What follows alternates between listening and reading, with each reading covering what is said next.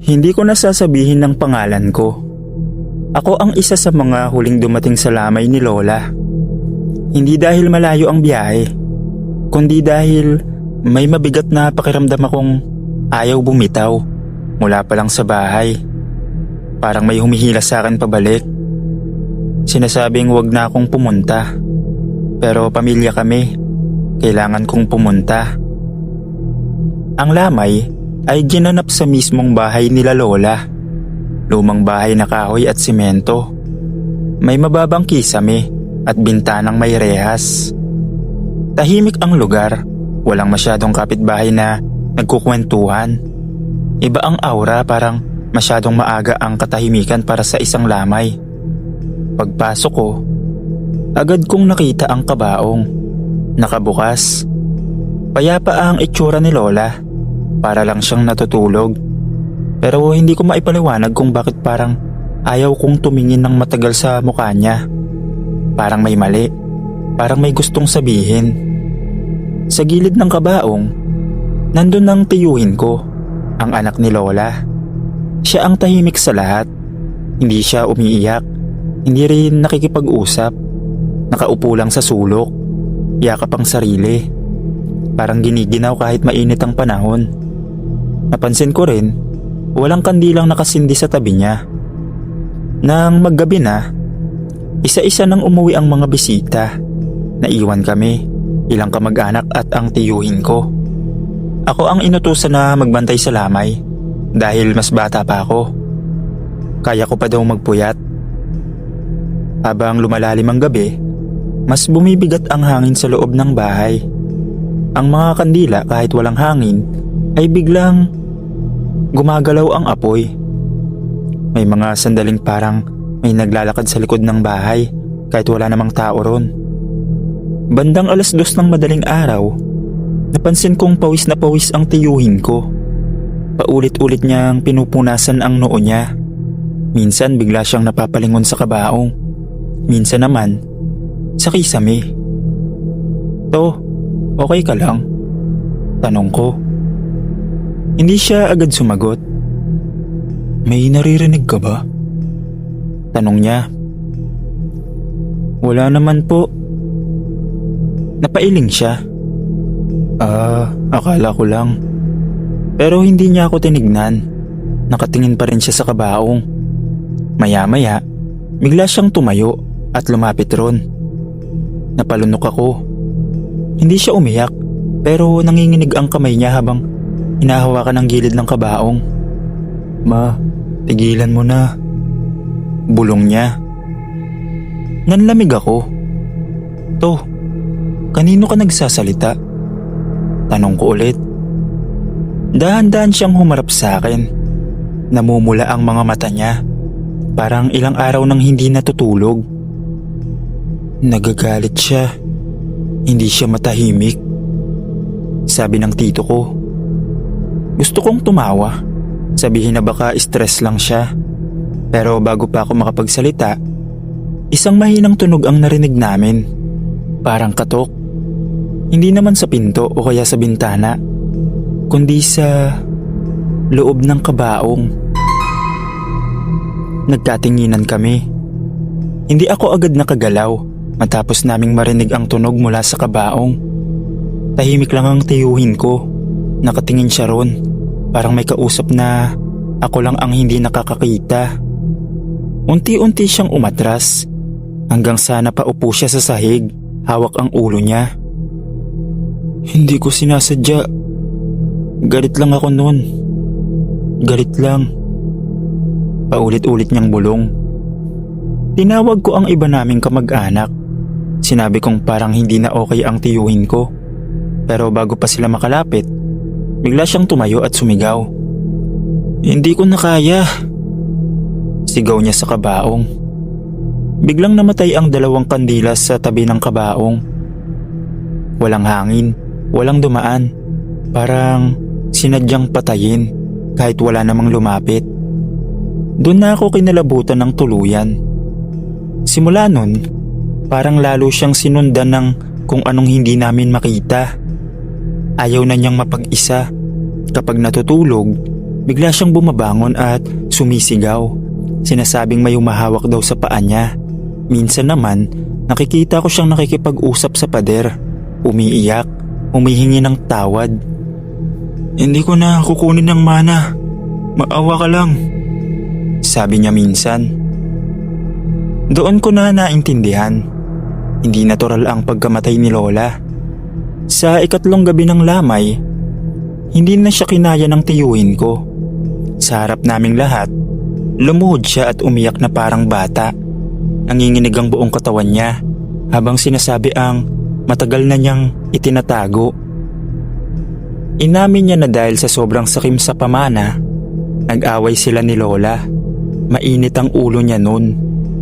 May nasabi siyang masama, may nagawa siyang hindi na niya mababawi.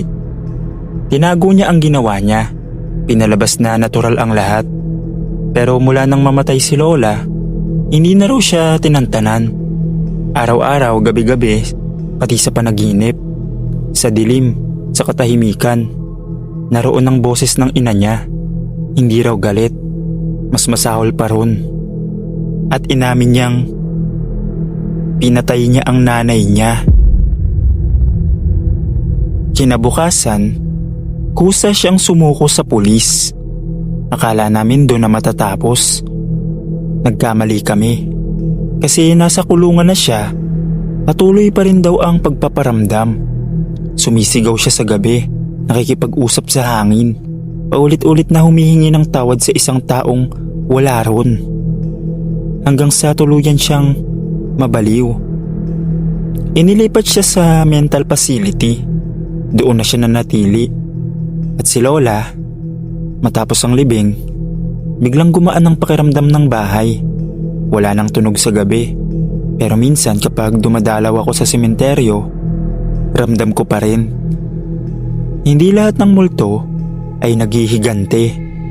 Ang iba, nananatili lang hanggang umamin ang may sala. At kapag nakuha na nila ang katotohanan, ang kapalit nito ay hindi kapatawaran, kundi habang buhay na pagkasira ng isip.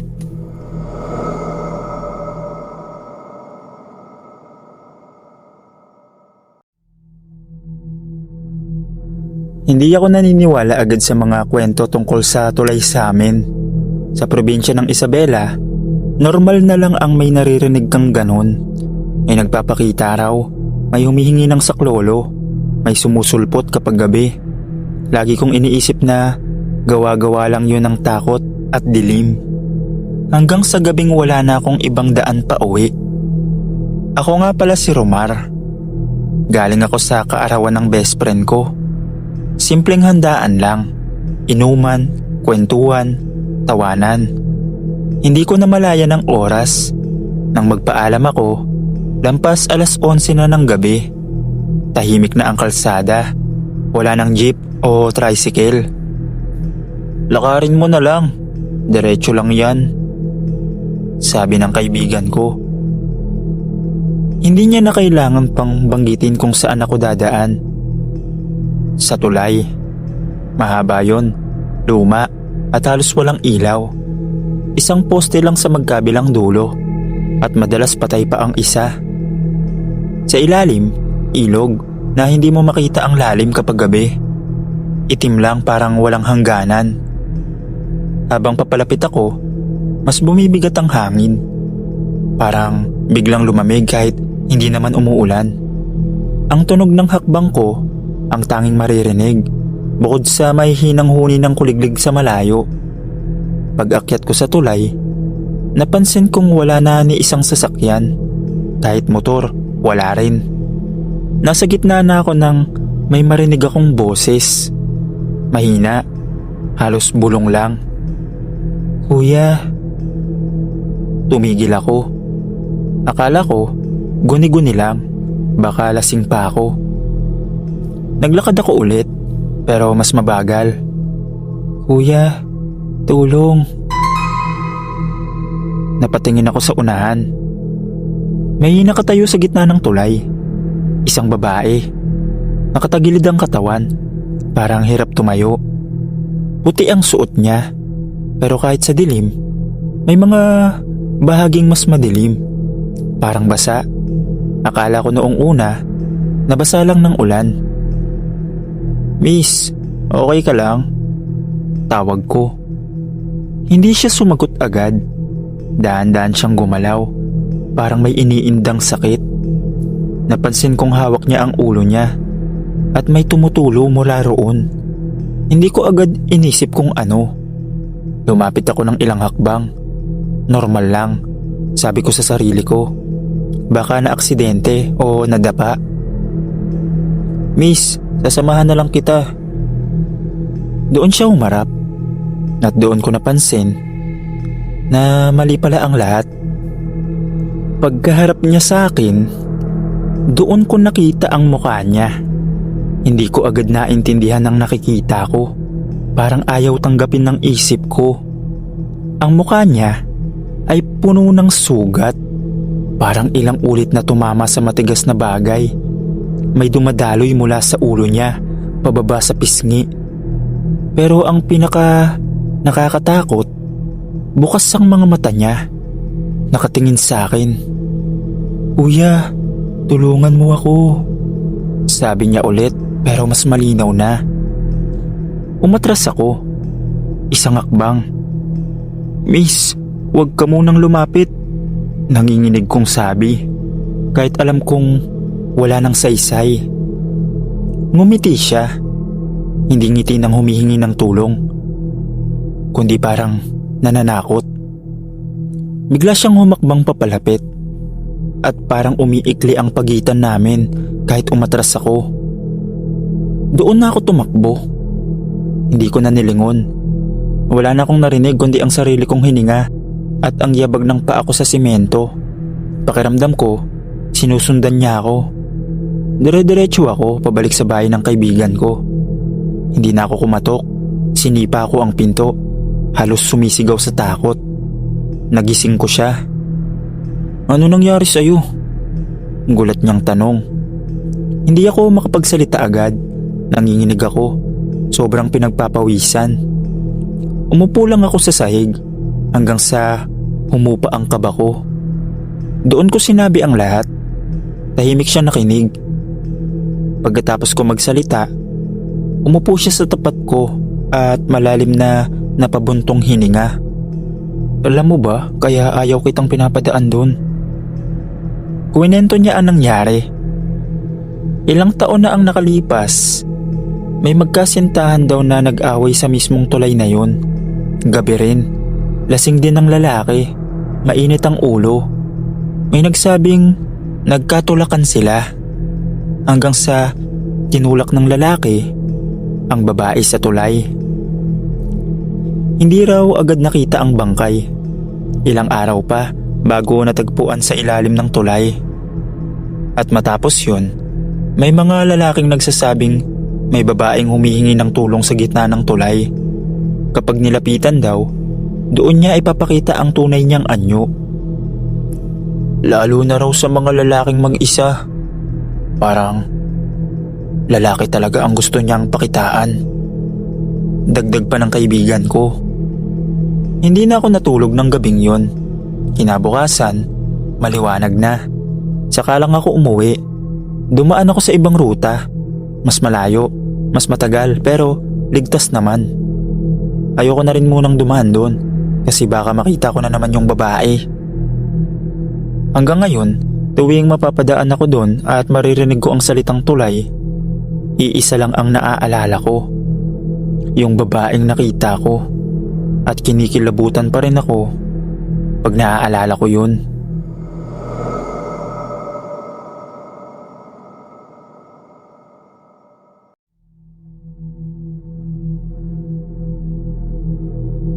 Ako nga pala si Jerome.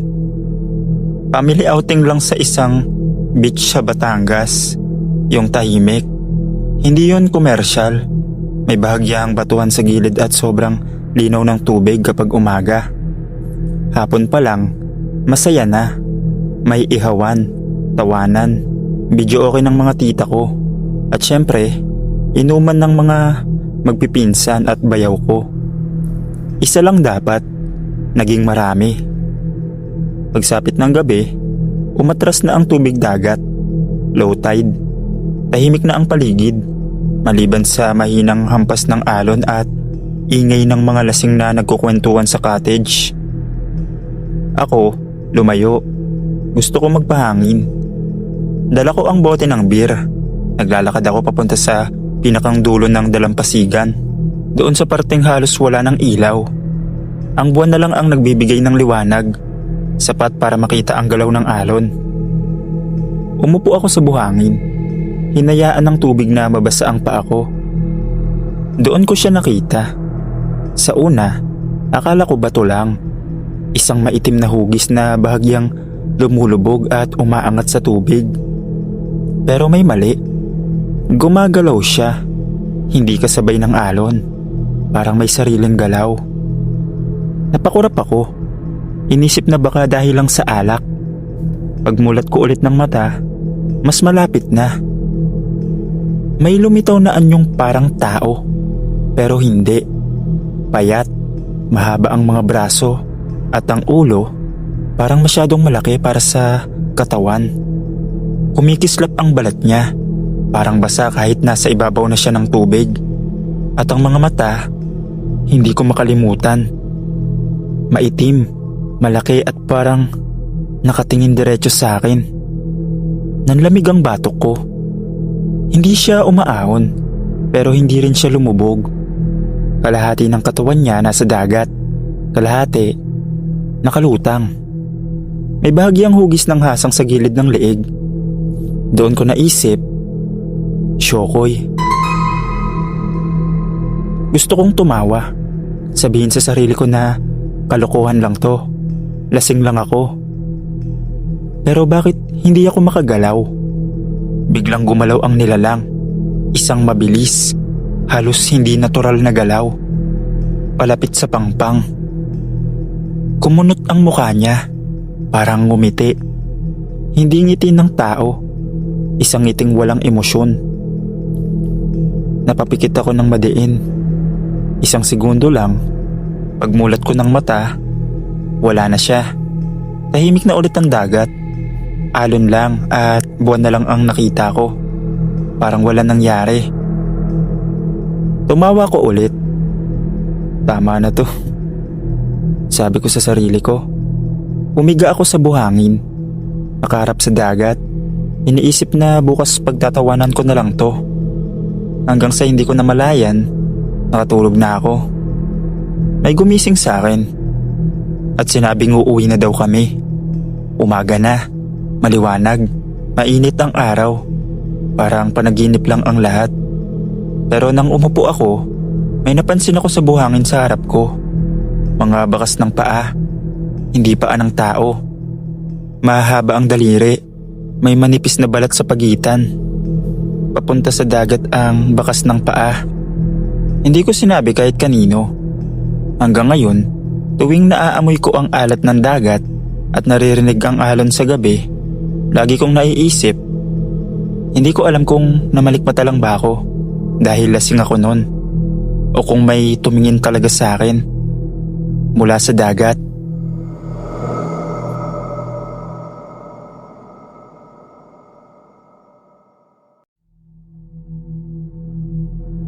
Gabi na nun, nang mangyari ang hinding-hindi ko makakalimutan. Tawagin niyo na lang po akong Andrew. Galing ako sa trabaho. Pauwi na sana mula Lipa. Pinili ko yung liblib na kalsada. Mas maiksi, mas tahimik. At kadalasan, wala namang dumadaan. Madilim ang paligid, puro puno sa magkabilang gilid, at iilang poste ng ilaw na parang mahina na.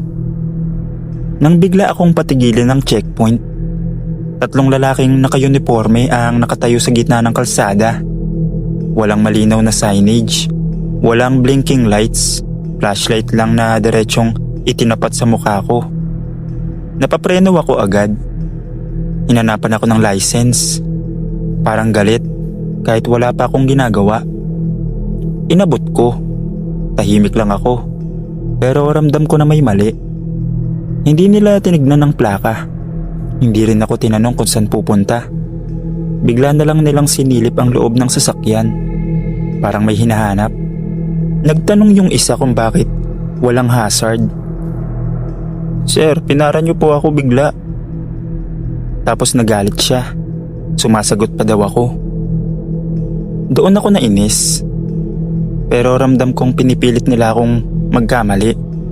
Sinabi ko na maayos akong nagmamaneho at wala silang karapatang sigawan ako. Saglit na katahimikan. Nagkatinginan silang tatlo. Tapos binalik sa akin ang lisensya ko. Pinaalis na nila ako. Pag-andar ko ng sasakyan, napatingin ako sa side mirror. Hindi sila gumalaw. Nakatayo lang sila. Nakatingin. Hanggang sa mawala sila sa dilim. Hindi ako mapakali buong gabi. Kaya kinabukasan, binalikan ko ang lugar. Kasama ko ang pinsan ko. Gusto kong patunayan sa sarili ko na totoo ang nakita ko. Na normal lang yun. Pero pagdating namin doon, may mali agad. Wala nang kalsada. Eksaktong lugar yun kung saan ako pinara. Wala na ang aspalto. Wala nang linya sa gitna. Wala ang mga poste ng ilaw. Isang makitid na pasukan na lang. Tinubuan ng makakapal na damo. Puno na tinik at ugat ng puno. Parang matagal nang walang dumadaan. Bumaba kami ng pinsan ko. Tinanong niya ako kung sigurado daw ba ako. Tumango lang ako kahit nanginginig na ang tuhod ko. May nakita akong lumang karatula. Halos nakabaon na sa lupa. Kupas na ang pintura pero nababasa ko pa rin ang nakasulat. Dating daan, isinara. Wala nang ibang nakasulat. Habang tinitignan ko ang masukal na daan, may malamig na hangin na dumaan. Saglit. Akala ko may narinig akong yabag. 3 pares ng paa, papalapit. Tapos biglang nawala. Hinila ako ng pinsan ko pabalik sa sasakyan. Sinabihan niya akong umalis na daw kami. Tapos hindi na kami lumingon. Pagkatapos nun, hindi na ako dumadaan sa mga shortcut. At tuwing may checkpoint sa madilim na kalsada, hindi na ako tumutuloy at bumabalik na lang.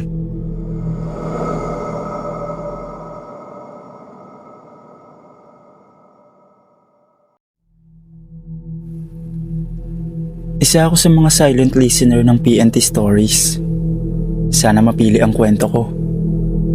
Tawagin niyo na lang ako sa pangalang Carlo. Itong ikukwento ko, Sir Dave, ay yung nangyari sa akin noong pumunta ako sa lamay ng lola ko sa may probinsya. Matagal na akong hindi umuwi sa probinsya namin sa Quezon. Siguro mga 13 taon na mula noong huling beses kong pumunta doon. Wala na rin ako halos kamag-anak na nakakausap. Kaya nang mabalitaan kong pumanaw na si Lola Nena, parang gusto kong bumawi. Gusto kong personal na makiramay. Ang problema lang, hindi ko na matandaan yung eksaktong lugar. Wala na rin akong kontak ng mga pinsan ko. At ang tanging meron lang ako ay address na nakasulat sa lumang papel. Purok 3, Barangay San Vicente. Mahina na ang ilaw ng poste nang makarating ako ron. Mga bandang 8:00 ng gabi. Sumakay ako ng tricycle papasok sa loob ng baryo. Sabi ko sa driver, "Manong, pakidiretso po sa lamay ni Aling Nena." Tumingin siya sa akin sa rearview mirror. Tapos tumango lang. Tahimik yung biyahe. Puro palayan at kakahuyan sa gilid ng kalsada.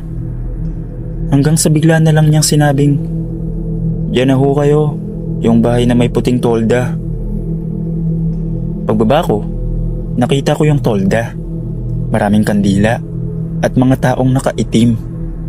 Naisip ko, ito na nga siguro yun. Lumapit ako, bit-bit yung dala kong bulaklak at prutas. Pero habang papasok ako, napansin kong tahimik yung mga tao. Hindi yung normal na lamay na may nagkukwentuhan o nagkakape. Dito, lahat sila nakatingin lang sa kabaong. Walang bumabati, walang kumikibo. Nilapitan ko yung isang babae sa tabi. Sabi ko, "Ate, kay Aling Nena po ba to?" Ngumiti siya, pero yung ngiti niya parang pilit. At sabi niya, "Oo, dito ka na lang muna, iho. Dumating ka rin pala." Medyo nagtataka ako kasi parang kilala niya ako, pero hindi ko naman siya matandaan. Nilapag ko yung bulaklak at nang lumapit ako sa kabaong, doon ako kinilabutan. Hindi si Lola Nena ang nasa loob at yung mukha ng patay parang pamilyar. Parang nakita ko na siya dati sa panaginip ko. Paglapit ko sa kabaong, halos madulas yung kamay ko sa malamig na pawis. Yung ilaw ng kandila sa gilid, kumikislap-kislap, parang naglalaro sa hangin kahit walang hangin sa paligid. At yung mukha ng patay, parang gising, nakadilat ng bahagya, at parang nakatingin diretso sa akin. Lumingon ako sa paligid. Yung mga tao, nakaupo lang, hindi kumikibo. Tapos napansin ko, pare-pareho sila ng suot. Luma, parang mga damit noong dekada 80. May ilan pa nga na putlang-putla at yung mata parang wala ng buhay. Gusto kong umalis, pero may lumapit sa akin, isang matandang babae. Sabi niya, "Huwag ka munang umalis, apo. Hindi ka pa nakikikain." Yumuko siya, tapos inilapit sa akin yung plato ng pansit at tinapay. Pero nung inabot ko, napansin ko yung kamay niya, malamig at namumutla rin. At may amoy na parang bulok na bulaklak. Hindi ko na tinanggap. Sabi ko, "Pasensya na po, Lola. Nagmamadali po ako. Nagkamali po yata ako ng lamay." Hindi pa ako tapos magsalita nang biglang nagsabay-sabay na umiyak yung mga tao sa paligid. Kasabay nun, nagsara ang kortina sa loob ng tolda. Kahit walang hangin, yung kabaong gumalaw. Narinig ko yung kahon na parang nagkikiskisan. Tapos sumunod yung tunog ng kuko sa kahoy. Parang may kumakaskas mula sa loob ng kabaong. Hindi ko na kinaya. Tumakbo ako palabas. Pero pagtingin ko sa labas ng tolda, ibang kalsada na yung nasa harap ko. Hindi na yung dinaanan kong sementadong daan, kundi madamong sementeryo at may mga krus na nakatirik. Sumigaw ako, pero walang lumalabas na boses. Hanggang sa may lumapit sa akin na lalaki, nakaitim, may bitbit na lampara. Sabi niya, "Hindi dito ang hanap mo, iho. Sa kabilang baryo ka pupunta. Hindi mo ba napansin? Patay lahat ng mga nandito." Paglingon ko ulit sa likod, wala na yung tolda. Wala na yung lamay. Tahimik na sementeryo na lang. Pag-alis ko ron, sumakay ako sa unang tricycle na dumaan. Sabi ng driver, "Ay, doon ka pala napunta. Matagal nang abandonado yung lugar na yun. Wala na rin naglilibing dyan." Pagdating ko sa kabilang baryo, doon ko lang nahanap ang totoong lamay ni Lola Nena. May mga kamag-anak na nagtatawanan at nagkukwentuhan. At ang address ay halos kapareho lang ng una. Hanggang ngayon, hindi ko pa rin alam kung paano ako nakapasok sa lugar na yun. Pero hindi ko na inisip, Sir Dave, kasi matapos naman malibing si Lola, umuwi na ako sa amin at hindi na bumalik sa lugar na yun kahit kailan. Hanggang dito na lang po ang kwento ko. Sana mapili at mapasama sa mga stories nyo sa YouTube. Hanggang dito na lang po. Salamat.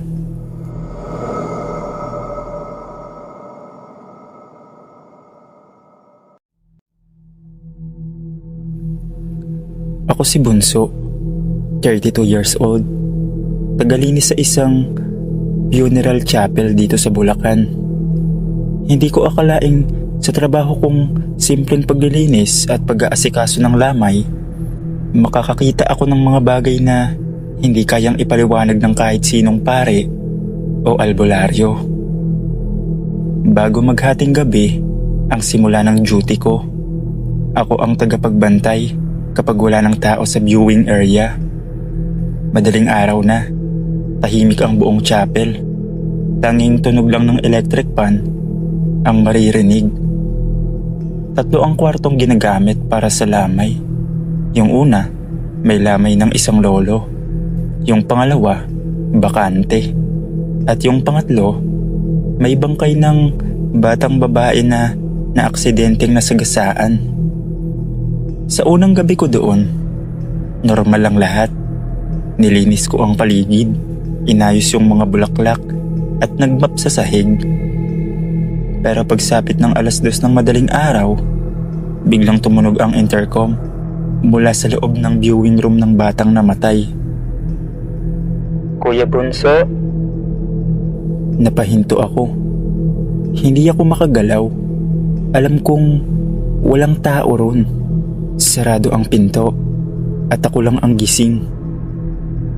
Paglapit ko, nakita kong bukas ng kaunti ang pinto. May ilaw pa, pero mahina. Dahan-dahan kong tinulak. At sa gilid ng kabaong, may batang nakaupo, nakatalikod, nakayuko, at hawak-hawak ang laruan na nasa loob ng kabaong na kasama ng bangkay. Nang lapitan ko siya, nawala siya. Pero yung laruan, nasa sahig. Kinabukasan, sinabi ko sa supervisor ko. Sabi niya lang, hayaan mo na, normal yan dito. Masasanay ka rin. Pero hindi ko talaga matanggap. Kaya noong sumunod na gabi, nagdala ako ng cellphone at sinubukan kong i-record yung chapel sa gabi. Mga 10:30 habang pinapanood ko yung CCTV monitor sa maliit na opisina. Napansin kong may gumalaw sa viewing area ng batang babae. May anino, maliit, parang bata. Tumatakbo pa ikot sa kabaong at minsan humihinto at nakatingin diretso sa kamera. Biglang nawala ang ilaw. Tumigil ang lahat ng electric fan. Nang bumalik ang kuryente, may amoy ng bulok na bulaklak at kandila. Pagtingin ko sa salamin sa harap ko, may kamay na dumidikit sa likod ko. Puti, malamig at maliit. Parang kamay ng bata. Tumakbo ako palabas ng chapel. Pero paglabas ko, may kabaong na bukas ang takip. Hindi yung sa batang babae, yung bakanting viewing room na wala dapat laman. Sa loob, may nakahigang katawan na kulay abo. Walang mata, pero nakangiti. At may narinig akong boses sa tenga ko. Salamat Kuya Bunso. Nilinis mo ako. Pagmulat ko, nasa labas na ako ng chapel. Hawak-hawak ng mga kasamahan ko. Sabi nila, nakita raw nila akong nakahandusay sa sahig sa harap ng bakanteng viewing room. Nawala ng malay. Pero ang mas nakakakilabot, sabi ng supervisor, may mga yapak ng bata sa loob ng kwarto. Kahit wala naman silang inilagak na bangkay doon. Sa ngayon Sir Dave, nagtatrabaho pa rin naman ako dito sa chapel. Pero simula noon, hindi ko na ulit naramdaman yung nagparamdam sa akin nung gabing yon. Hanggang dito na lang po. Salamat po.